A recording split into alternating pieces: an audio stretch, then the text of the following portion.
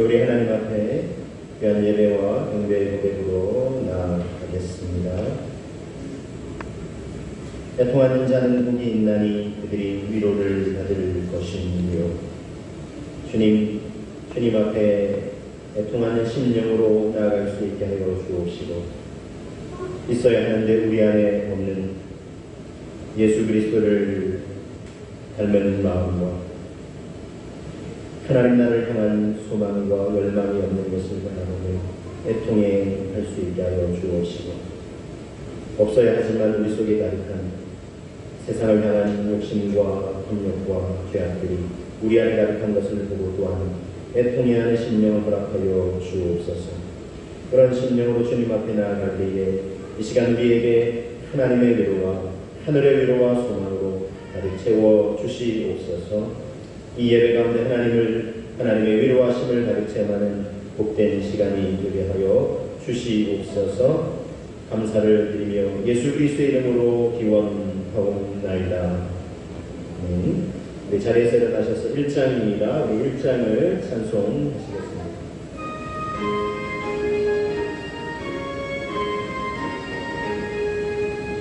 만복의 근원 하나님, 온 백성 찬송 드리고, 저 천사여 찬송하세.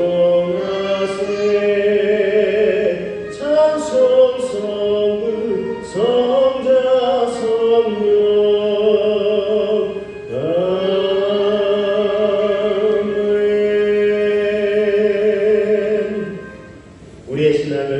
신경의 고백에 담아 하나님 앞에, 우리 만민들 앞에 우리 다 함께 고백합니다.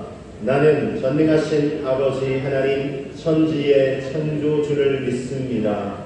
나는 그의 유일하신 아들 우리 주 예수 그리스도를 믿습니다. 그는 성령으로 잉태되어 동정녀 마리아에게서 나시고 본디오 빌라도에게 고난을 받아 십자가에 못 박혀 죽으시고 장사된 지 사흘 만에 죽은 자 가운데서 다시 살아나셨으며 하늘에 오시어 전능하신 아버지 하나님 우편에 앉아 계시다가 거기로부터 살아있는 자와 죽은 자를 심판하러 오십니다. 나는 성령을 믿으며 거룩한 공교회와 성도의 교제와 죄를 용서받는 것과 몸의 부활과 영생을 믿습니다. 아멘. 우리 자리에 앉으시겠습니다. 자리에 앉으셔서 우리 찬송 85장입니다. 85장을 찬송하시겠습니다.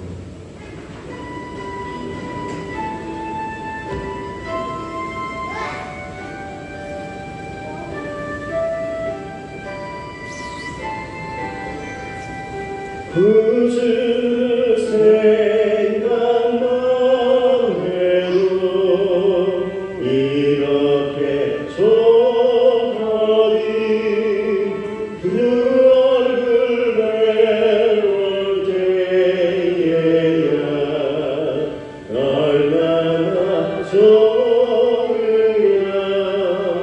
만민의 구주 귀하신 이름은 천지에 있는 이름은 이할 때 없도다. 참되게 하는 자에게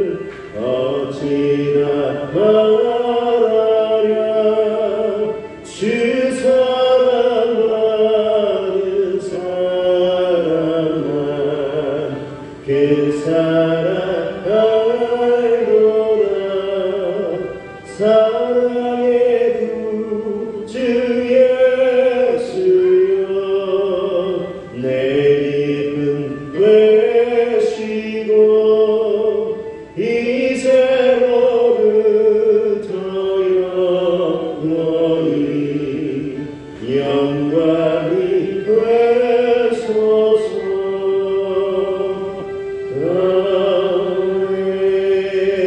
아멘. 기도하시겠습니다.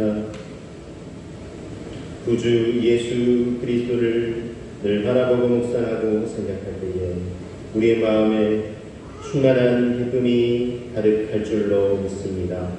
믿음의 주가 되시며 또 우리를 온전하게 하시는 이 예수를 바라보자.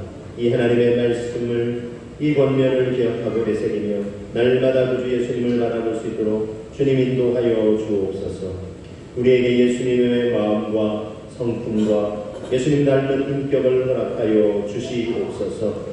그렇게 될 수 있도록 우리에게 예수님이 직접 선언하신 8가지 팔복의 메시지를 되새기게 해주셔서 주님 감사합니다.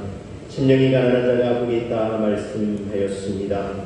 오직 하나님 한 분, 하나님의 도움이 없이는 우리가 살아 생존할 수 없다는 그 절박하고 갈급한 심령으로 하나님을 구할 수 있도록 인도하여 주옵시고, 그럴 때 우리의 마음에, 우리의 삶에, 우리의 인생에 천국의 기쁨이 가득 임하게 될 줄로 믿습니다. 그 안에 통하는 자는 복이 있다고 말씀해 주신 주님, 우리 안에 없어야 하지만 가득한 세상을 향한 욕심과 탐욕과 제약들을 바라보면서 또한 마땅히 있어야 하는데도 없는 예수 그리스도를 닮아가고자 하는 마음과 하나님을 갈망하는 마음과 하나님 나라를 향한 소망이 우리에게 없음을 바라보면서 애통해하는 심령으로 나아갈 때에 우리에게 하나님 주시는 위로로 가득 채워 주시옵소서. 하나님 나라로 우리를 초청하시며 또한 우리에게 위로하시고 격려하시며 우리 눈에서 눈물을 닦아주시는 그 주님을 배우는 그 기쁨이 오늘 이 예배 가운데도 충만할 수 있도록 주님 인도하여 주시옵소서. 주님, 세상 그 누구로부터, 세상 그 어디로부터 우리는 참된 위로와 소망을 얻고 누릴 수 있겠습니까? 오직 주님만이 우리를 위로하시고 우리에게 하나님 나라의 소망으로 가득 채워주시는 분이신 줄로 믿습니다. 주님, 지금 세상은 온통 코로나 바이러스로 인한 죽음의 두려움과 공포가 세상을 뒤덮고 있습니다. 주님, 속히 그 두려움이 거칠 수 있도록 주님 인도하여 주시옵소서. 오직 길이요 진리요 생명이시며 부활이요 생명이 되시는 주님만이 이 두려움을 넘어서는 부활과 참된 생명의 소망을 우리에게 주실 수 있으신 분이신 줄로 믿습니다. 하나님, 우리의 심령에, 우리의 가족, 친지, 이웃들 가운데, 하나님 이 나라와 민족과 온 세상 가운데 하나님이 부활이요 생명 되시는 주님을 향한 그 믿음과 소망으로 주님께 나오는 그 백성들이 더 많아질 수 있도록 주님 인도하여 주옵소서. 주님을 예배하고 주님을 높여드리는 백성들이 이 땅에 가득할 수 있도록 주님 인도하여 주옵소서. 물이 바다를 덮은 같이 여호와의 영광을 인정하는 것이 온 세상에 가득하리라. 이 약속의 말씀을 기억하며 그날이 될 때까지 이 믿음과 소망을 가지고 우리는 기도할 수 있도록 주님 인도하여 주옵소서. 왕같은 제사장의 사명을 우리에게 부탁하여 주신 줄로 믿사오니 우리가 기도할 때 이 땅에 하나님의 나라가 임하게 주님 역사하여 주옵시고, 그래야 하나님 참으로 우리의 기도와 우리의 삶과 우리의 섬김을 통하여 하나님의 통치하심과 다스리심이 온 세상에 가득 펼쳐질 수 있도록 주님 인도하여 주시옵소서. 이 시간도 주님 성령으로 임재하여 주옵시고 우리의 심령을 다스려 주시옵소서. 하나님의 말씀으로 하나님 우리의 심령이 가득 찰 수 있도록 인도하여 주옵시고 우리가 좋은 밭이 되어서 30배, 60배, 100배의 결실을 맺는 그런 마음과 삶이 될 수 있도록 주님 인도하여 주시옵소서. 이 시간 우리에게 주님 말씀하여 주시옵소서. 우리가 듣겠습니다. 순종하여 따르겠습니다. 그 믿음으로 나아가기를 원하오니 주님 말씀하여 주시옵소서. 우리에게 주님의 말씀을 들을 수 있는 믿음의 귀, 영의 귀가 열릴 수 있게 하여 주옵시고 아멘으로 믿음으로 화답하며 응답하며 삶의 열매로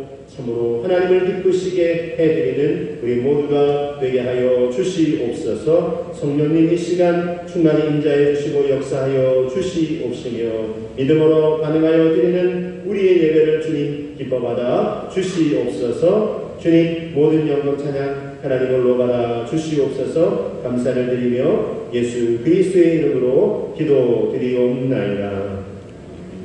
아멘. 이 시간 우리 광고 안내 말씀드리겠습니다.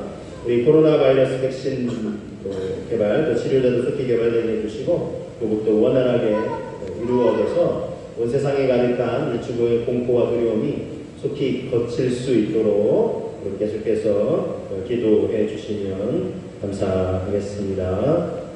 주간 말씀 묵상 안내하신 대로 날마다 말씀 묵상으로 하나님 앞에 나아갈 수 있기를 원합니다.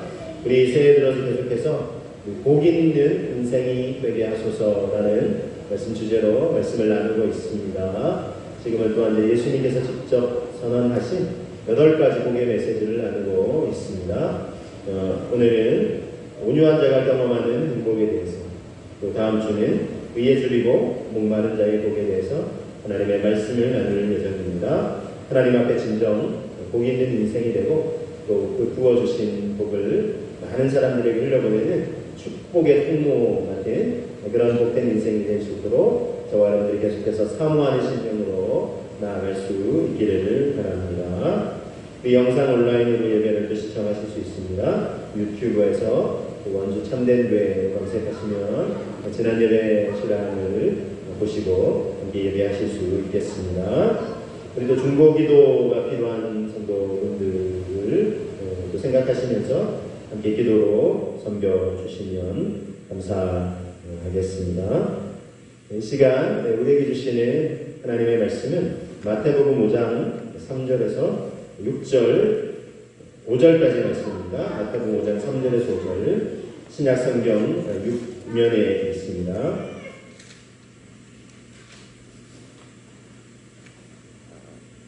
하나님의 말씀을 함께 읽어보시겠습니다. 심령이 가난한 자는 복이 있나니 천국이 그들의 것임이요. 애통하는 자는 복이 있나니 그들이 위로를 받을 것임이요. 온유한 자는 복이 있나니 그들이 땅을 기업으로 받을 것임이요. 이 말씀을 통해서 온유한 자가 경험하는 행복이라는 제목으로 말씀을 나누기를 원합니다. 우리 서로 좀 축복하실까요? 복 있는 인생이 됩시다 라고 축복하시겠습니다. 복 있는 인생이 됩시다. 네, 진정 복 있는 인생이 되기를 원합니다. 예수님께서 선하신 팔복의 말씀을 함께 나누고 있는데요. 심령이 가난한 자가 복이 있다 주님이 말씀하셨습니다. 천국이 그들의 것이다 말씀하셨는데, 이걸 이제 풀어서 말씀드리면 하나님 없이는 존재할 수도 없다는 가난하고 절박한 심령으로 나아가는 자가 복이 있다는 것입니다. 그들에게는 천국의 기쁨이 임하게 될 것입니다. 또한 애통하는 자가 복이 있다 그랬습니다. 그들이 위로를 받을 것이다 말씀하셨는데, 애통하다라는 단어는 처절하게 가슴 치면서 가슴 아파하면서 온다 라는 뜻인데, 조금 더 이제 확장이 되는 의미로 우리에게 있어야 할 것은 없고 없어야 할 것이 가득해서 그 모습을 보고 탄식하는 것입니다. 없어야 되는데 우리 안에 가득한 욕심과 죄악과 탐욕들이 가득한 그 모습을 보고, 또한 있어야만 하는데 예수님을 닮는 마음과 삶이 있어야 되는데 없고, 하나님을 닮아가고자 하는 그런 열망이 있어야 되는데 없고, 주님의 거룩한 같은 그런 성품을 닮은 모습이 우리에게 없고, 또한 하나님 나라를 향한 소망과 열망이 없는 것을 바라보면서 애통해할 때에 주님이 우리를 위로해 주시는데, 하나님 나라를 초청해 주시고 우리 눈에서 눈물을 닦으시며 위로해 주시고 수고했다고 이제 격려해 주신다는 것입니다. 저와 여러분들이 이런 복을 누리시게 되시기를 주님의 이름으로 축복합니다. 자, 오늘 말씀은 온유한 자가 복이 있다 주님 또 말씀했습니다. 그들이 땅을 기업으로 받을 것입니다 이렇게 말씀하셨는데, 언뜻 생각해보면 앞선 심령이 가난한 자, 또 애통하는 자도 복이 있다도 말씀 마찬가지지만, 언뜻 생각해보면 좀 정말 그런가 싶습니다. 이 온유한 자가 복이 있다라는 말씀도 우리가 온유하다라고 하면 보통 어떤 생각이 떠오르십니까? 좋은 의미로는 굉장히 참 이렇게 겸손하고 굉장히 이제 이렇게 부드러운 그런 모습을 떠올릴 수 있는데, 조금 다른 의미로는 좀 왠지 모르게 좀 약해 보이는, 좀 나약해 보이는 그런 모습이 떠오르지 않습니까? 근데 그런 사람이 복이 있다? 어떤 이해가 안 될 수 있습니다. 그런데 이 단어의 의미를 정확하게 알게 되면 아 그렇구나 라고 고개를 끄덕일 수 있게 됩니다. 자, 이 단어의 의미를 함께 살펴보기 원하는데요. 온유하다라는 단어는 신약 성경의 주 원어인 헬라어 프라우스라는 단어인데 이게 무슨 뜻이냐면 이런 의미가 담겨 있습니다. 힘을 조절하다는 거예요. 이걸 잘 제어하다라는 의미가 담겨 있습니다. 마치 이렇게 야생마나 우리 사나운 동물들, 우리 가끔 이제 서커스 이제 공연을 보면은 사자를 막 데리고 나와서 조련사가 다 조련을 하는 거죠. 조련사가 시킨 대로 척척 따라해요. 그렇죠? 얼마나 무서운 사자겠어요. 아마 어릴 때부터 이제 조련사가 잘 이렇게 조련을 하는 거죠. 그런 동물들, 그런 상태를 이 온유하다, 이 프라우스라는 단어를 사는 그런 동물들을 말하고 있대요. 프라우스. 야, 잘 조련이 됐다는 거죠. 그래서 얼마든지 그 조련하는 사람들이 이렇게 막 움직이는데 앉아 하면 앉고 일어서 하면 일어서고 뛰어 하면 뛰고 그런 모습, 그런 상태를 프라우스라고 표현한다는 거죠. 근데 이게 이제 그런 사람에게 적용될 때는 이렇게 표현해 볼 수 있어요. 힘이 잘 조절되어서 인격에 나타나는 덕성과 성품이다라는 것입니다. 힘이 잘 조절되는 거예요. 그래서 인격에 이게 이제 드러나는 거예요. 자, 이런 단어의 의미를 좀 우리가 살펴보았는데, 자, 이것의 의미를 조금 더 우리 확장된 의미로 또 구체적인 의미를 우리 좀 더 살펴보기를 원합니다. 자, 이걸 이제 우리의 삶에 이제 구체적으로 적용해 볼 때, 먼저 하나님 앞에서 우리의 삶, 하나님 앞에서 온유한 삶이 어떤 것인지 이 단어를 이제 적용해 보기로 합니다. 이게 우리에게 수평적인 의미만 있는 게 아니라 하나님 앞에서도 우리가 이런 모습으로 살아가기를 원하시는 모습이 있습니다. 그럼 하나님 앞에서 온유한 삶이란 뭐냐? 바로 이런 의미입니다. 말씀의 이끄심에 순종하다는 것입니다. 말씀에 내 생각과 의지를 내려놓다는 것입니다. 자, 하나님이 계세요. 하나님 우리에게 말씀하시는 분이시죠. 그 말씀을 통해서 우리에게 하나님 그분이 원하시고 기뻐하시는 뜻을 알려주십니다. 자, 그럴 때 내 생각과 의지는 다를 수가 있어요. 특별히 아담과 하와가 범죄한 이후에 태어나는 모든 인생들은 죄의 본성을 지니고 태어납니다. 그래서 이게 본능적으로 하나님의 뜻을 거스르려는 그런 마음이 있어요. 특별히 또 사단이 처음 사람 하와를 아담을 부추겼던 것처럼 선악과 먹으면 죽을 거라고 했는데 아니라고 하면서 계속 부추겼잖아요. 그러니까 그런 것처럼 지금도 우리는 이렇게 미혹하는 거예요. 그래서 하나님의 말씀을 계속해서 거스르게 만듭니다. 자, 그런 본성이 우리 안에 있는데 온유하다는 것은 그걸 제어하는 거예요. 힘을 제어하다고 했잖아요. 조절하는 거예요. 우리 안에 하나님을 거스르려는 이 본성을 제어를 하는 거예요. 그건 또 다르게 표현하면 내 생각과 의지를 하나님 말씀 앞에 비추어서 내려놓고 그 말씀의 이끄심에 순종한다는 것입니다. 이것이 온유하다는 뜻입니다. 하나님 앞에서 우리 내려놓음이라는 책의 저자이신 이용규 선교사님이 아주 이제 유명하신 분이신데 널리 이제 알려주셨는데 이분이 이제 하버드 대학 박사과정을 이제 거의 이제 마치신 무렵에 이제 고국 저희 나라 이제 우리나라로 돌아오실 부푼 꿈을 안고 계셨어요. 이게 이제 출세가 이제 보장된 거죠. 이제 본인도 그렇게 생각하셨고. 근데 이제 이분이 이제 실실한 이제 그리스도인이시라는 기도를 하시는 거죠. 하나님 이제 고국으로 곧 돌아가게 될 텐데 가서는 어떤 여정이 펼쳐질까요? 하나님 어떻게 저를 인도하기 원하십니까? 이렇게 기도를 하시는데 몽골로 가라 라는 그 내면의 음성이 들려요. 주님의 음성이 들려오는 거예요. 자기가 잘못 들었겠지. 계속해서 기도하는데 하나님께서 몽골에 대한 사모하는 마음을 주신다는 거예요. 여러 번 확인해도 계속해서 그 마음을 주셔서 아니 이제 출세 보장됐는데 몽골로 가라는 겁니다. 여러 번 확인할 때마다 계속 그 감동이 지워지지 않는 거예요. 사라지지 않는 거예요. 하나님의 말씀, 하나님의 뜻이 분명하구나. 그래서 이분이 어떻게 하셨습니까? 순종하셨어요. 자기 의지와 생각은 하고 싶지 않다는 거였지만 하나님이 가라라고 말씀하시니까 순종을 하셨어요. 그래서 몽골로 가게 돼서 몽골 국제대학에서 이제 근무를 하시면서 몽골의 특별히 많은 젊은이들을 만나서 그들을 섬기게 되셨고 그들에게 필요한 지식도 이제 가르쳐 주셨지만 신앙의 여정으로 안내하는 그런 귀한 일을 감당을 하셨고 지금은 이제 또 인도네시아로 또 부름을 받아서 그곳에서 또한 그런 사명을 감당하시고 계십니다. 자, 그런데 이분이 그 내려놓음이라는 책에서 이런 이야기 하나를 또 소개해 주시고 계십니다. 자기 아이와 함께 마트를 이제 가신 거예요. 가서 이제 필요한 거를 다 이제 구매를 하잖아요. 그러고 나서는 이제 카트에 딱 담았다가 결제를 딱 이제 하려고 줄을 서서 기다리고 계셨습니다. 그리고 이제 본인 차례가 돼서 결제를 하려면 어떻게 하죠? 물건을 이렇게 하나씩 올려놓잖아요. 그죠?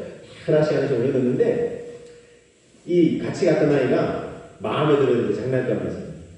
그걸 이제 자기가 갖고 싶다고 딱 얘기를 해서 그러면 이제 뭐 사주겠노라고 해서 그걸 또 이제 갖고 왔어요. 근데 이 아이가 얼마나 이걸 갖고 싶었던지 손에 꼭 쥐고 있는 거예요. 손에 꼭 쥐고 있는 거죠. 아이들이 이제 그런 거가 있잖아요. 그렇죠? 자기가 갖고 싶은 손에 꼭 쥐고 있는 거죠. 그런데 이제 결제를 해야 되는데 그때도 손에 꼭 쥐고 있는 거예요. 그래서 이 선교사님 내어보니 얘야 이거 먼저 결제를 해야 그래야 이게 믿게 된다고 그렇게 얘기를 해줬는데도 여전히 손에 딱 쥐고 안 놓더라고요. 왜 그랬을까요? 요거 자기한테 빼앗아간다고 생각하는 거예요. 이 어린아이가 아직 이제 그런 분별력이 없으니까 꽉 쥐고 안 놓더라는 거예요. 그래서 결제를 해야 가져갈 수 있는데 얘는 그걸 모르니까 꽉 쥐고 있고 그래야 자기 게 된다고 생각을 했던 거예요. 그래서 하여튼 결제는 한 애를 먹으셨다. 그러면서 이분이 그것을 경험하시면서 교훈을 얻으셨다. 그렇구나. 우리도 그럴 때가 있더라는 것입니다. 이걸 먼저 내려놓아야, 잠시 내려놓아야, 그래야 하나님께 딱 승인을 받고, 이건 나한테 주시는 건데, 이건 나는 그걸 모르고, 그 이치를 모르고, 내가 이걸 놓으면 안 된다고 생각합니다. 그래서 어차피 움켜쥐고 있어야만 내가 이거 놓치면 안 된다. 그래야 내게 되는데, 이렇게 생각을 한다는 것입니다. 그래서 참 우리의 그런 모습을 그 아이의 그 이야기를 통해서 경험하게 되셨더라고 그렇게 소개해 주셨습니다. 여러분 어떻습니까? 우리도 어떤 면에서는 확 움켜쥐면서 이건 안 돼요. 이건 안 되잖아요. 나는 잠시 내려놓아라. 그래야 그게 믿게 된단다. 이렇게 말씀하시는 경우가 있지 않겠습니까? 그래서 우리가 내 생각과 의지는 아니에요 하나님 그러고 싶더라도 하나님 너 잠시 내려놓아 결국 믿게 될 거야 라고 말씀하실 때 우리가 말씀 앞에 내 생각과 의지를 내려놓고 말씀의 이끄심에 순종할 수 있는 그래 이것이 하나님이 원하시는 온유한 삶을 살아가는 삶의 방식이라는 것입니다. 그런 삶을 그런 주님 기뻐하시는 말씀 앞에 내 생각과 의지를 내려놓고 말씀의 이끄심에 순종하는 온유한 삶 주님 앞에 살아갈 수 있는 저와 여러분 되시기를 주님의 이름으로 축복합니다. 자, 이게 하나님 앞에서의 온유한 삶의 모습이고요.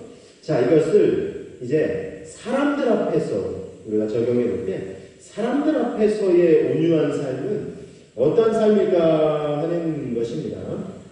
사람들 앞에서의 온유한 삶. 자, 이 프라우스라는 단어가 힘의 강약을 조정하다 라는 의미가 있습니다.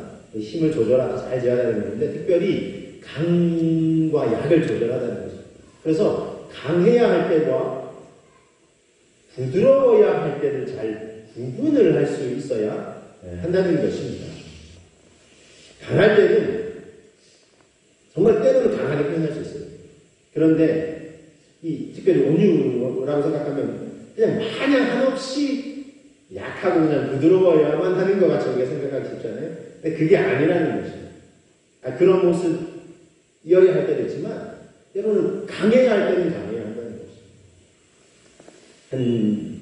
예를 들어서 거룩한 분노를 표출해야 될 때가 있어요. 자, 예수님의 경우를 보실까요? 예수님의 경우는 어떻죠? 예수님이 그냥 부드럽기만 하셨을까요? 아닙니다. 자, 성전에 가셨더니 성전은 이제 하나님 앞에 이제 예물을 바치면서 예배하는 곳이잖아요. 그런데 장사하는 사람들이 가득 메우고 있는 거예요, 성전을. 거기서 막 옥신각신 하는 거예요. 물론 이제 하나님 앞에 이제 예물을 드려야 되니까, 번제물을 드려야 되니까, 뭐 작은 새라든지 양이라든지, 뭐 이걸 팔려고 온 사람들이에요. 근데 우선순위가 뒤바뀌어 있는 모습을 보고 예수님이 너무나 화나셨어요. 하나님 앞에 예배하는 것이 우선이어야 되는데, 그 장사하는 사람들 어때요? 장사하는 건 우선이 되거든요. 자기 팔 물건에 정신이 팔거든요. 아, 예수님이 어찌나 화가 나셨든지 그걸 다 엎어버리시면서 성전은 만민의 기도하는 집이라는 이야기를 들어본 적이 없느냐?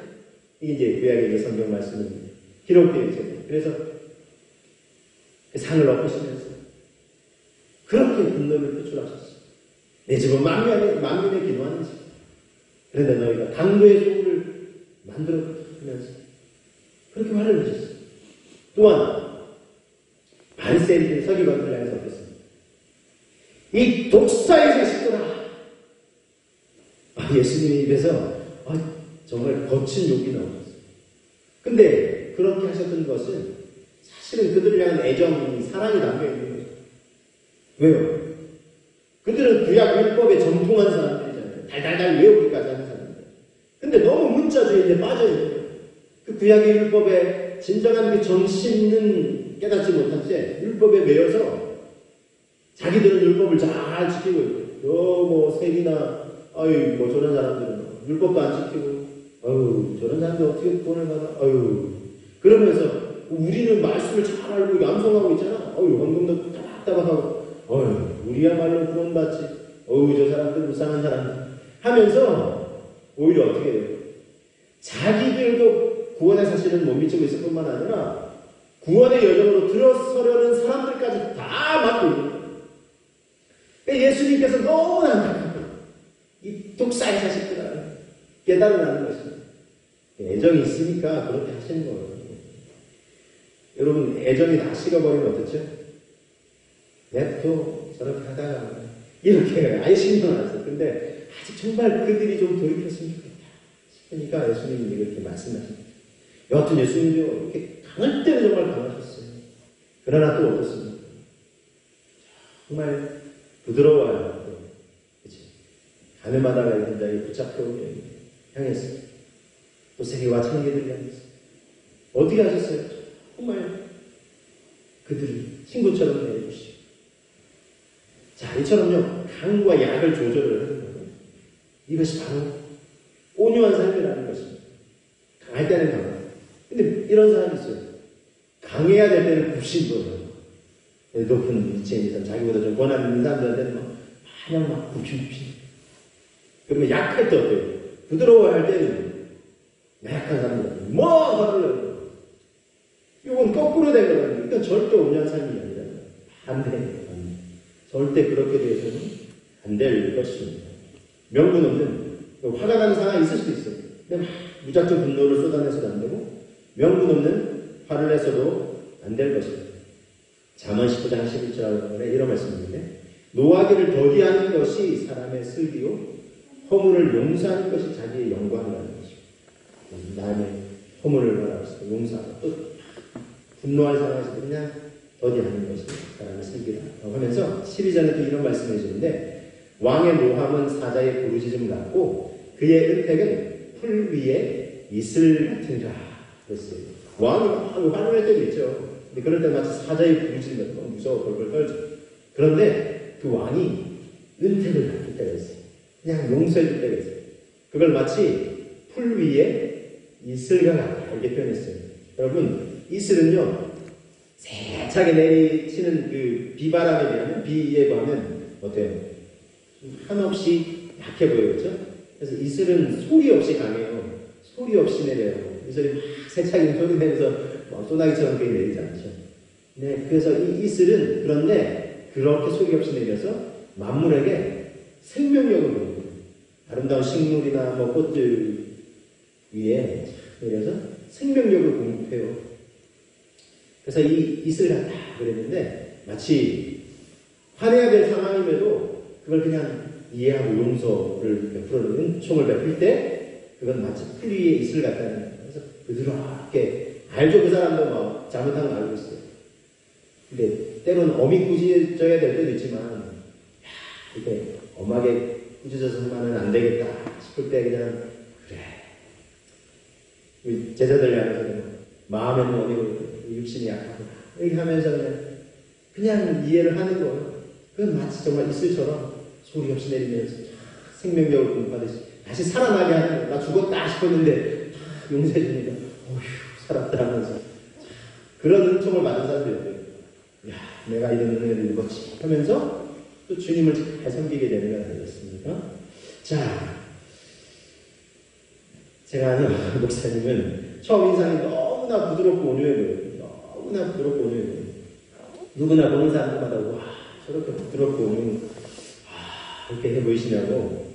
그런데 교회 오래 있었던 교회 직원들과 또 부교육자들에게 화를 거침없이 쏟아냈어요. 야 치면서.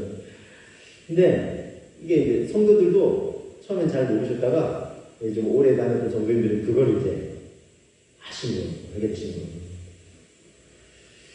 거예요. 그러면서 많이들 이제 실망하시고 그 교회에 이제 새로 등록하는 성도들도 이제 많이 계셨는데 물론 이제 많이 이제 성장한 이유인데 나중에 수가 비슷한 거예요. 계속 어떻게 등록하는 성도가 계속 꾸준한데 왜 수가 안 늘까? 뭐 이제 예배 인원도 뭐 체크하고 점검하고 하잖아요. 그 이유를 알겠어요. 왜 그럴까요? 그만큼 빠져나가는 성도도 있었어요. 특별히 좀 오래 다녔던 성도들은 그 목사님 그런 모습에 실망한 거죠. 왜냐하면 그 모습이나 표정이 안 그러면 모르겠는데 표정도 좀 이렇게 좀 막 그러면은 좀 그러려고 했을 텐데 표정은 너무 온유하고 온화해 보이시고 근데 이제 그와 정반대 모습을 듣고 계시니까 실망하는 거죠. 자신이 뭘 봤어요. 심지어 이제 그 목사님 잘 아는 저분 분노 조절 장애 증후군이에요. 화가 나는 것을 조절을 못하시는 거예요. 막 쏟아내는 것이니까 밑에 실망하고 떠나가는 그런 안타까운 모습을 보았습니다. 바람직한 모습이 사실 아닙니다. 최근에 문제가 되는 이슈, 사회적 이슈가 되는 거죠. 갓난아이 들이다가 막 스트레스 받는다고 막 분노를 쏟아내면 어떻겠어요? 막 짓밟고 막 던져버리고 그러면 어떻겠어요? 절대 있어서는 안 되는 거예요. 이처럼 힘 조절이 안 되면 어떻게 되죠? 이건 안타까운 것입니다. 관계에서 비교를 초래하는 경우는 너무나 많아요. 연인이 헤어진다고 그 집에 찾아가서 막 불을 지르려고 이 관계가 다 깨어져 버리는 것입니다. 바람직하지 않습니다. 우리 마음에 일어나는 분노를 잘 조절할 수 있어야 되겠습니다. 누가복음 9장에 보면 이제 이런 이야기가 기록되어 있는데 예수님께서 예루살렘 성을 향하여 가실 때 사람들이 물론 이제 어떤 사람들은 호산나 다윗 제사장 뭐 이러면서 이제 환영한 사람도 있지만 또 어떤 사람은 받아들이지 않는 거예요.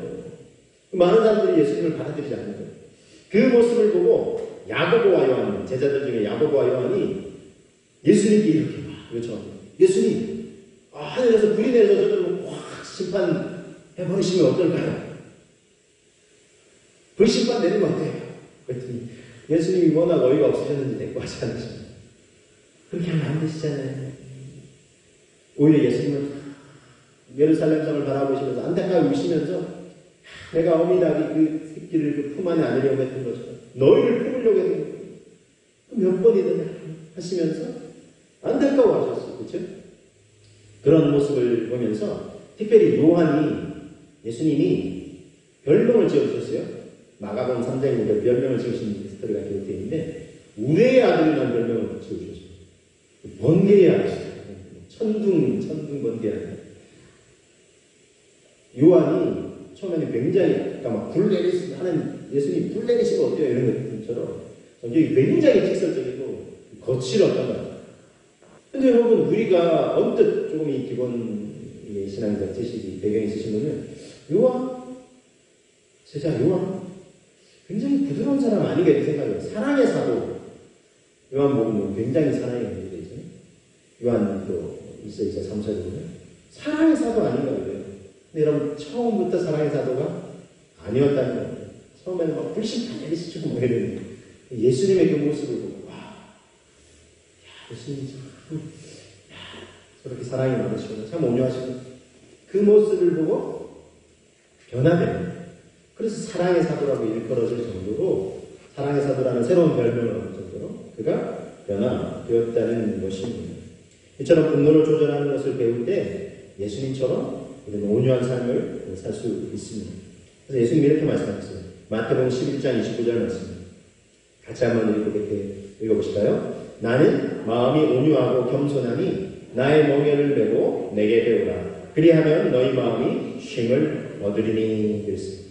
나는 마음이 온유하고 겸손하다. 내게 배우라. 그러면 너희가 쉼을 얻게 될 것이다. 말씀했어요. 그래서 우리가 주님의 온유한 마음을 배우고 본받을 만한 충분한 이유가 있습니다. 찬양 중에 온유한 마음을 주옵소서. 주님과 같은 온유한 마음, 주님의 긍휼과 주님의 눈물을 느낄 수 있는 마음을 주옵소서. 라는 찬양이 있어요. 온유한 마음을 주옵소서. 주님과 같은 온유한 마음, 주님의 긍휼과 주님의 눈물을 느낄 수 있는 마음을 주옵소서. 여러분, 이 찬양의 고백이 저와 여러분들의 고백이 되셔서 우리 주님처럼 온유한 삶이 되어 주님을 또 기쁘시게 해드리고 많은 사람들을 품어낼 수 있는 그런 저와 여러분들 되시기를 주님의 이름으로 축복합니다. 온유한 자는 복이 있습니다. 온유한 자는 땅을 차지한다 라고 말씀하고 있습니다. 온유한 자는 복이 있나니 그들이 땅을 기업으로 받을 것입니다. 말씀하고 있습니다. 무슨 말씀일까요? 땅 부자가 된다는 것일까요? 땅, 부동산에 얼마나 요즘 관심이 많아요, 그렇죠? 땅 부자가 되면 좋겠다. 근데 여러분, 그런 의미가 아닙니다. 이것은 다스림, 통치와 관련이 있습니다. 인생의 지경과 영향력이 넓혀진다는 것입니다. 이 말씀을 메시지 성경을 통해서 소개해드리면 온유한 자가 복이 있다. 앞부분은 이제 대동소이한데 뒷부분에요. 하반절에 그때 너희는 돈으로 살 수 없는 모든 것에 당당한 주인이 된다. 이렇게 이제 번역을 하고 소개를 하고 있습니다. 모든 것을 얻고 누릴 수 있게 된다. 이렇게 이제 표현하고 있습니다. 10편 37편 8절에서 11절까지 말씀 좀 소개해드리면 분을 그치고 노를 버리며 불평하지 말라. 오히려 악을 만들 뿐이라. 진실로 악을 행하는 자들은 끊어질 것이나 여호와를 소망하는 자들은 땅을 차지하리라.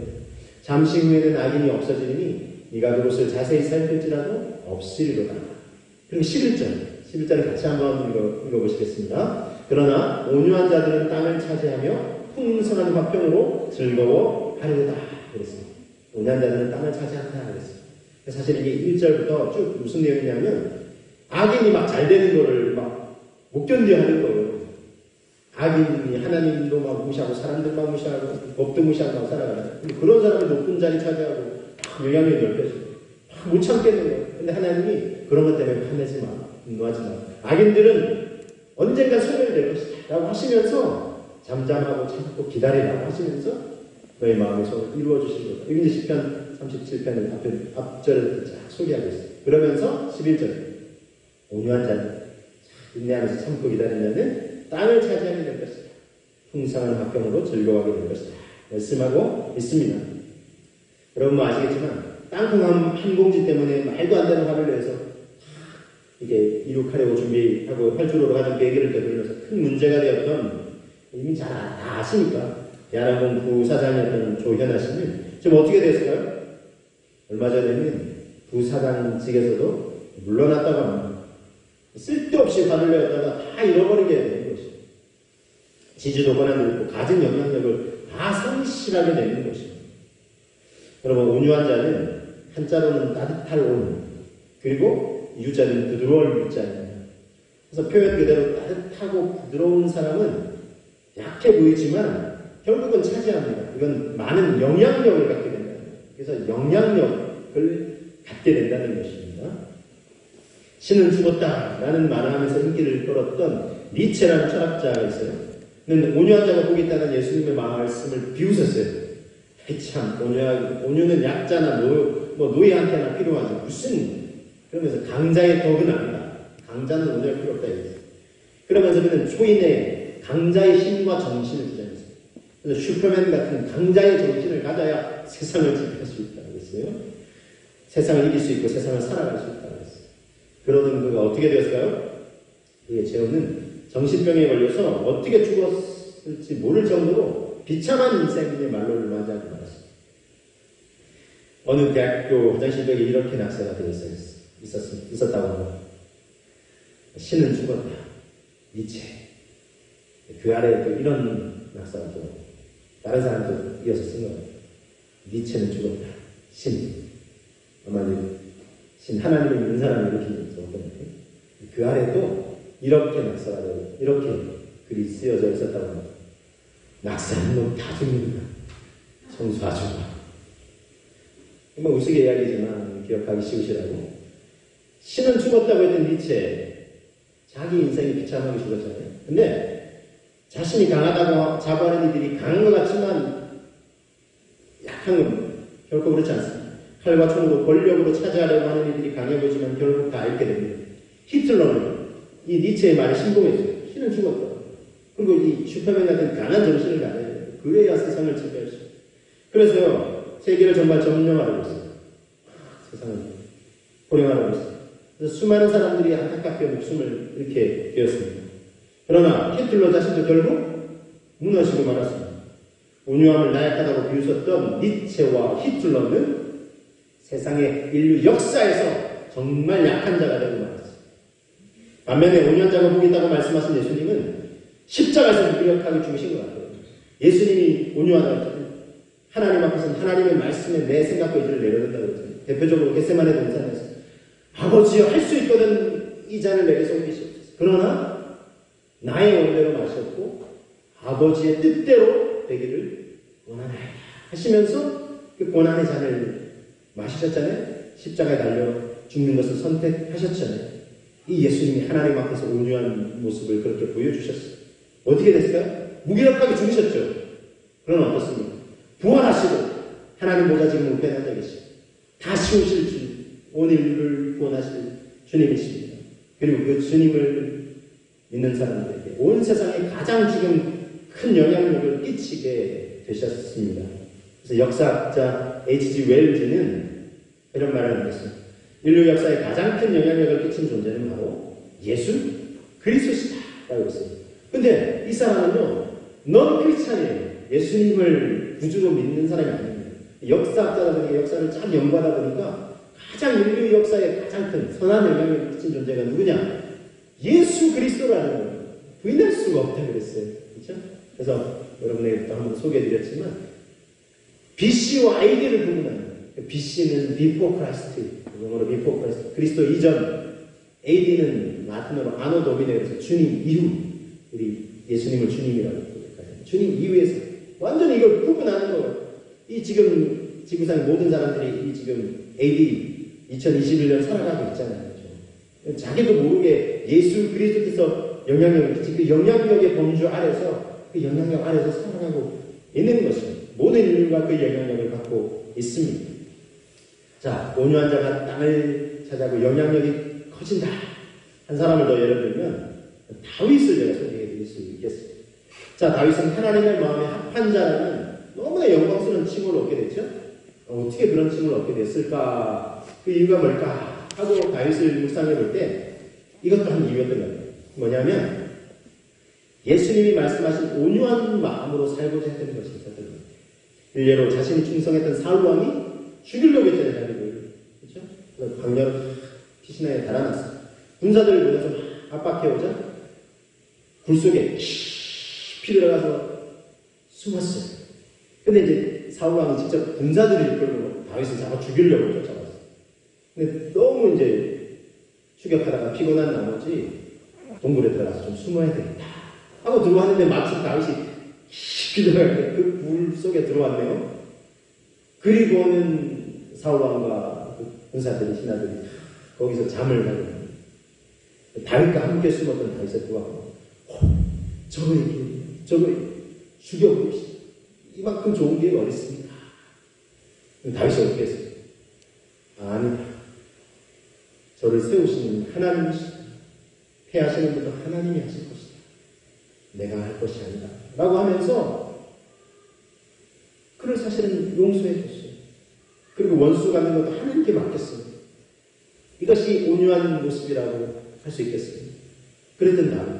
그리고는 나중에 나가서 높은 저 이제 위에 이제 올라가서 사울 왕하고 군사들이 쫙 나오면 사울 왕이 그러면서 옷자락을 이제 베었어요. 베어가지고 갖고 가서 그걸 흔들면서 내가 당신을 죽일 기회가 있었는데 안 죽였다. 그랬더니 사울 왕처럼 고마워. 감격해 하면서 막 눈물 흘리다가 돌아갔을까요? 돌아가다가 다시 돌아가서 참 그러니까 이게 대비되잖아요. 다윗과 사울 왕이 대비되잖아요. 그 인생도 대비되잖아요. 처음은 사실은 비슷했어요. 사울 왕도 겸손했어요. 다윗도. 근데 중간에 막 마음이 틀어져서 사울 왕은 그만하면서 계속 온유한 것과 관계없는 반대의 삶을 살아요. 다윗은 계속해서 온유한 삶을 살고자 했어요. 그 인생도 얼마나 대비되는지.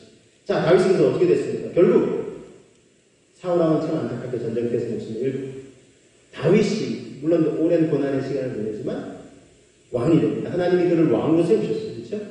그럼 어떻습니까?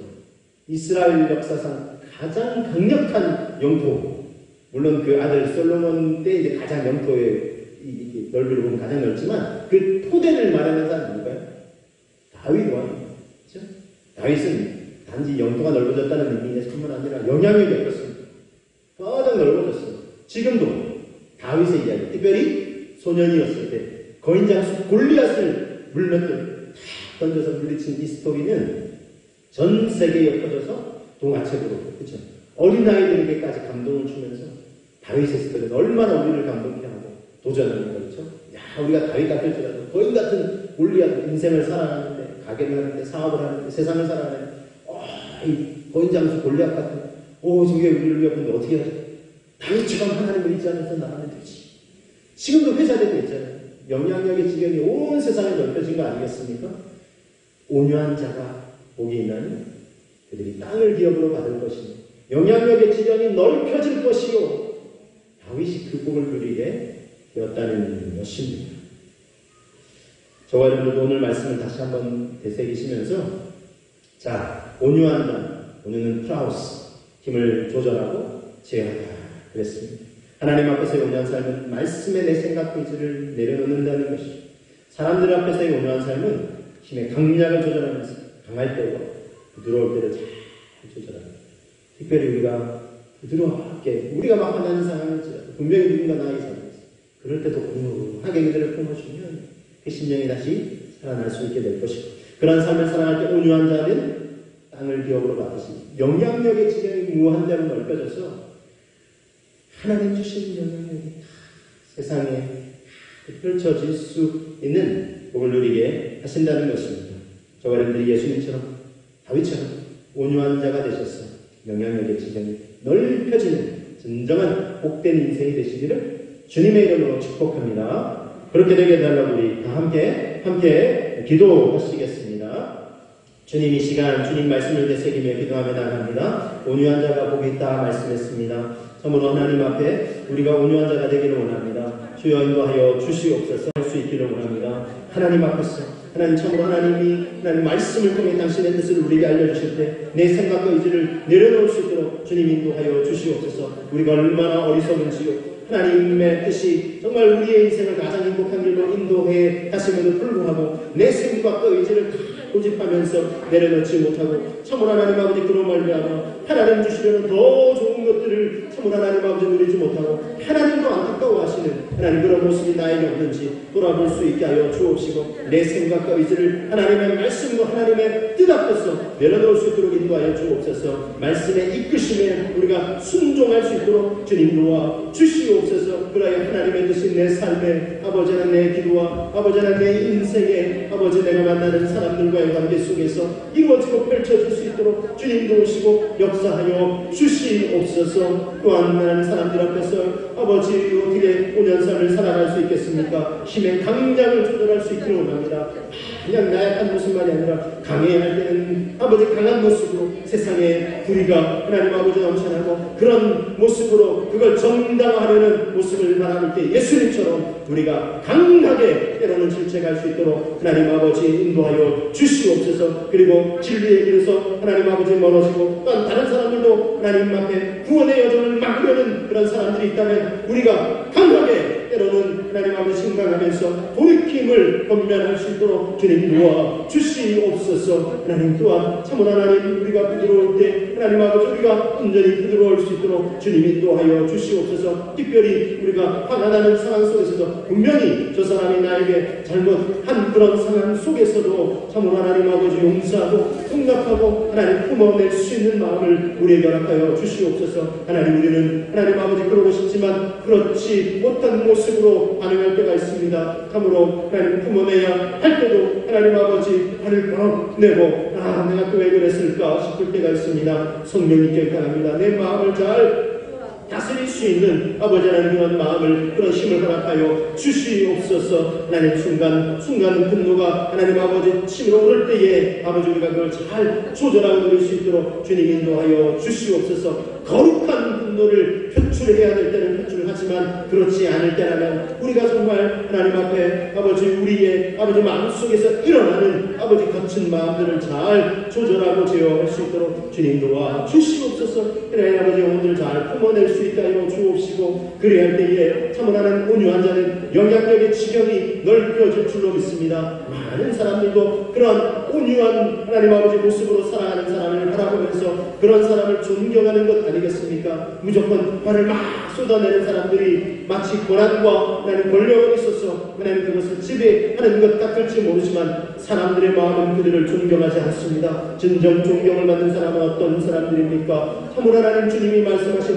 이 온유한 자가 많은 사람들로부터 존경을 받고 영향력의 지경이 넓혀지는 줄로 믿습니다. 우리의 삶이 우리의 모습이 바로 그런 모습이 될 수 있도록 그런 삶이 될 수 있도록 주님 도와 주시옵소서. 예수님처럼 다윗처럼 온유한 자가 되어서 영향력의 지경이 넓혀지는 행복을 우리가 누릴 수 있기를 원합니다. 또 하나님 아버지 민수기 12장 3절에는 모세는 참으로 그 온유함이 지내는 이 땅의 모든 사람들보다 더 뛰어나서 하나님 참으로 하나님 그렇게 인정을 받고 있습니다. 하나님 아버지 모세가 왜 그런 인정을 받았겠습니까? 모세도 하나님 처음에는 자기 힘을 조절하지 못했습니다.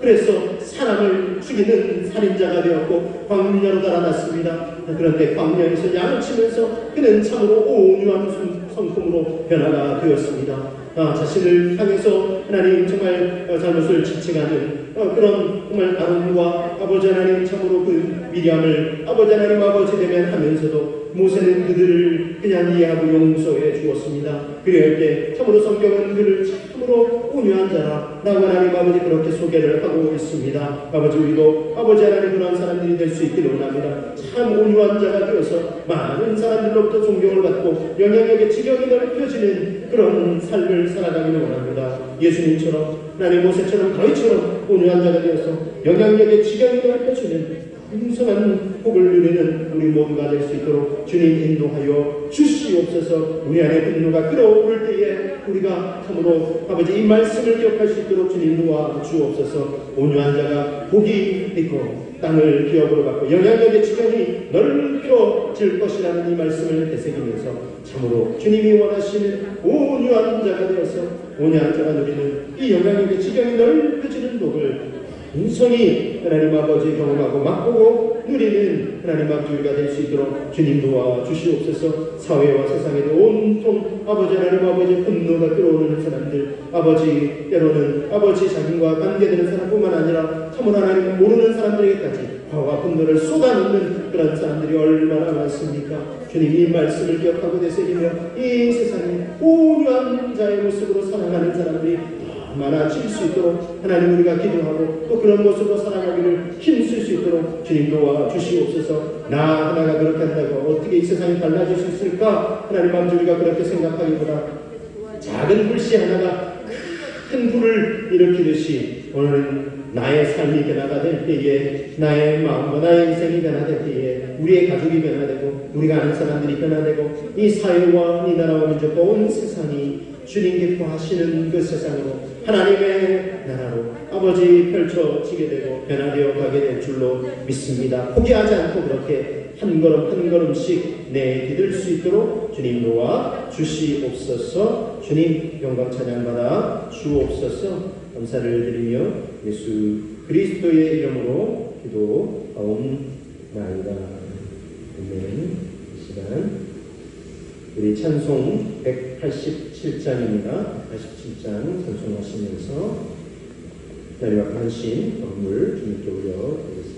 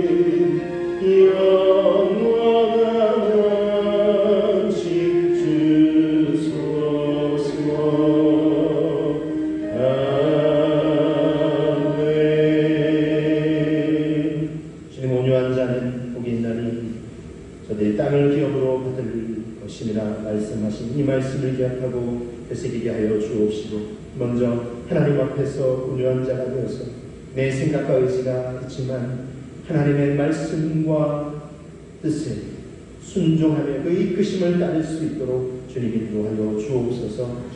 사람들 앞에서 또한 강해야 할 때와 부드러워야 할 때를 잘 구분할 수 있도록 주님 도와 주옵시고, 특별히 나에게 잘못하고 내가 화나는 상황 속에서도 우리가 그들을 용서하고 품어낼 수 있는 온유한 자의 모습으로 반응할 수 있도록 주님 인도하여 주옵소서. 그럴 때 우리에게 영향력의 지경이 넓혀지는 복을 내려주실 줄로 믿습니다. 주님 그런 복을 누리는 우리 모두가 되게 하여 주옵소서. 또한 복의 근원이신 하나님의 아버지 뜻과 사명을 이루기 위해서, 또 하나님 인생답게 살기 위해서 하나님 우리에게 필요한 많은 것들이 있습니다.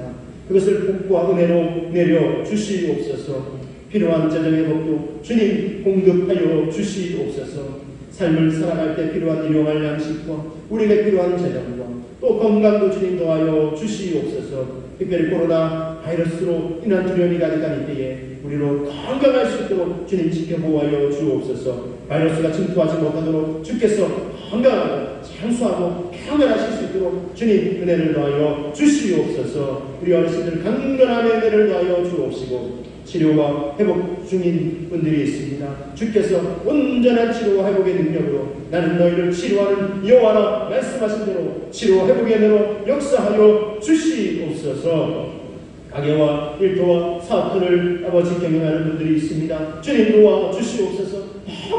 너무나 어려운 때입니다. 지금 자영업자들과 소상공인들 참으로 너무나 어려운 때입니다. 주여 도와 주시옵소서. 가게와 일터와 사업에서도 언제 하나님 참으로 해결될지 모르는 아버지, 언제 사업이 기울지 모르는 아버지, 어려운 가운데 있는 분들 가운데 하나님 도와 주시옵소서. 주의 손으로 도와주셔서 주여 하나님 환난을 벗어나 근심이 없게 하옵소서. 야베스의 기도를 하나님께서 들으시고 응답하여 주셨던 것처럼 주님 도와 주시옵소서. 우리의 삶의 모든 필요를 채워주시고 하나님 그 모든 것을 하나님 아버지 은혜로 복으로 내려주신 분이 하나님이심을 깨닫고 더 큰 감사와 영광과 찬양을 올려드리는 우리 모두가 될 수 있도록 주님 인도하여 주시옵소서. 이제는 우리 구주 예수 그리스도의 은혜와 하나님 아버지 크신 사랑과 성령님의 감동과 하심이 온유한 자가 복이 있나니 땅을 기업으로 받을 것이며 이 말씀을 되새기며 온유한 자가 되어서 영향력의 지경이 넓어지는 복을 누리길 삼하는 모든 인생들 가운데 이제로부터 영원까지 항상 함께 하옵시길 간절히 축원하옵나이다.